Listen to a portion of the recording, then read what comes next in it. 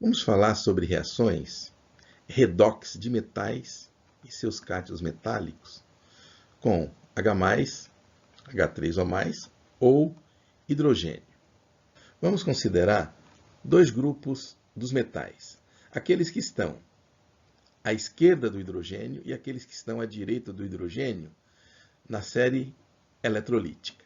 Então nós temos assim, aqueles que estão à esquerda são chamados metais mais reativos que o hidrogênio ou menos nobres. E aqueles que estão à direita são os mais reativos e mais nobres.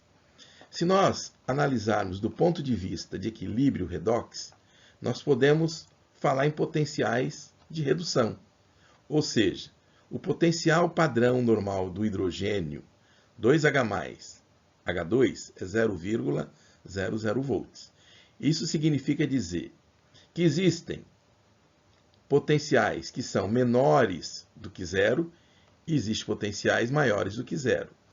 No caso dos metais, nós podemos dizer os metais são redutores fortes e os cátions metálicos são oxidantes fracos em se tratando dos menos nobres. Ou seja, o potencial de redução é menor que zero. No caso dos metais mais reativos, nós podemos dizer os metais são redutores fracos e os cátions metálicos são oxidantes fortes. Ou seja, o potencial de redução, neste caso, é maior que zero. Então, colocando na forma do equilíbrio redox, nós podemos dizer que os metais mais reativos que o hidrogênio reagem com H+, para produzir hidrogênio e o cátion metálico correspondente. No caso dos mais nobres, nós temos agora a situação inversa. É o cátion metálico que interage com o H2 para gerar o metal e H+.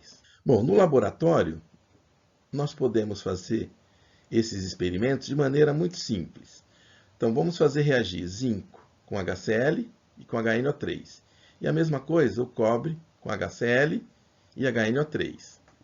Então, considerando o potencial normal, padrão do hidrogênio, 0,0 volts. No caso do zinco, zinco 2 mais zinco 0, o potencial é menos 0,76 volts. O que acontece quando o zinco é tratado com HCl? O que acontece quando o zinco metálico é tratado com HNO3? E o que nós queremos saber é a mesma coisa em relação ao cobre. Cobre tratado com HCl e cobre tratado com HNO3. Bom, vamos falar sobre reações de alguns metais com ácido clorídrico e ácido nítrico. Especificamente, nós escolhemos zinco e cobre. Zinco mais reativo que o hidrogênio, cobre menos reativo que o hidrogênio. Consequentemente, nós vamos falar de reações de óxido-redução, porque esse metal será oxidado, zinco a zinco 2+, e cobre, se acontecer, irá a cobre 1 ou a cobre 2. Para isso, quando nós precisamos avaliar se uma reação de óxido-redução ocorre ou não, levamos em conta os potenciais de redução. Então aqui eu já coloquei o potencial de redução zinco 2+, zinco 0, menos 0,76. O potencial de redução padrão hidrogênio, então H+, H2, 0 volts.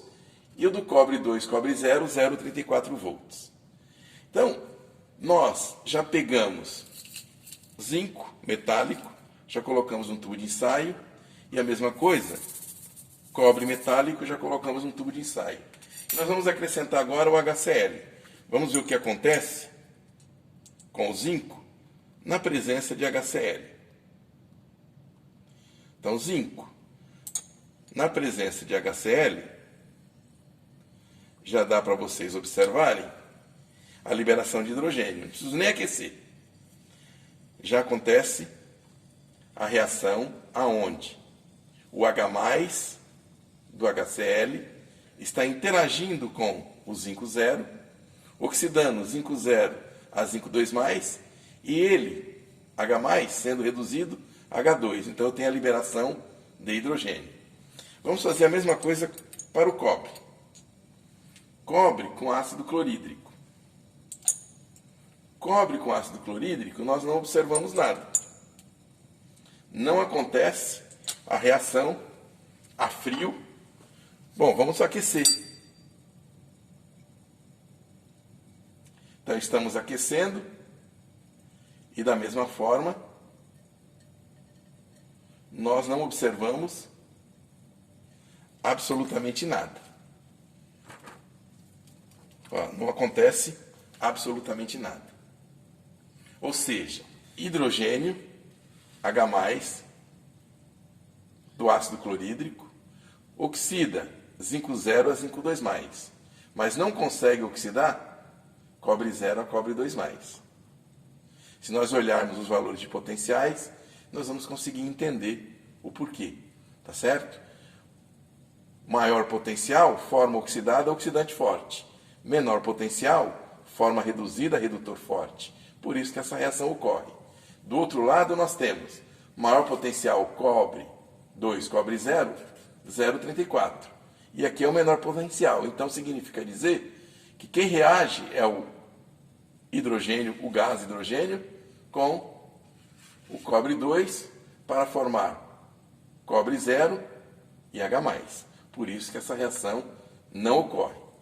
Então, na hora que eu preciso oxidar cobre, eu não posso trabalhar com um ácido que não tenha um ânion oxidante. Então, na realidade, o que eu preciso é buscar um ácido como o ácido nítrico para que eu possa fazer essa reação e levar cobre 0 a cobre 2.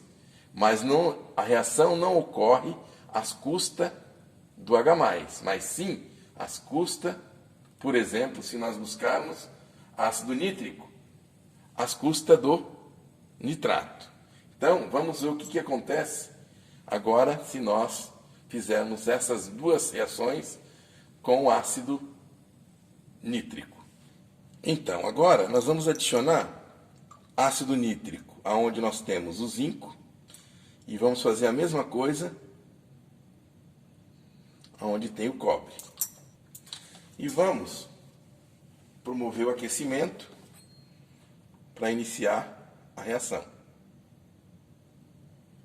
Eu peguei um ácido nítrico um pouco mais diluído em relação ao ácido clorídrico. Então, observe que aqui a reação já começou e no zinco também. Observe que aqui nós temos uma reação que ocorre muito rapidamente. Liberação de NO2. E a solução vai ficando incolor, certo? Ou permanece incolor porque nós tínhamos um ácido nítrico que era incolor. Do outro lado, nós também temos a liberação de NO2. E nós estamos observando a formação de uma solução azul correspondente a cobre 2+. Observe o seguinte, se nós acrescentarmos a ambos algumas gotas de ácido nítrico concentrado, então eu vou aumentar a concentração no ácido nítrico. Veja o que acontece. A reação ocorre muito mais rapidamente. Da mesma forma, eu vou fazer no cobre.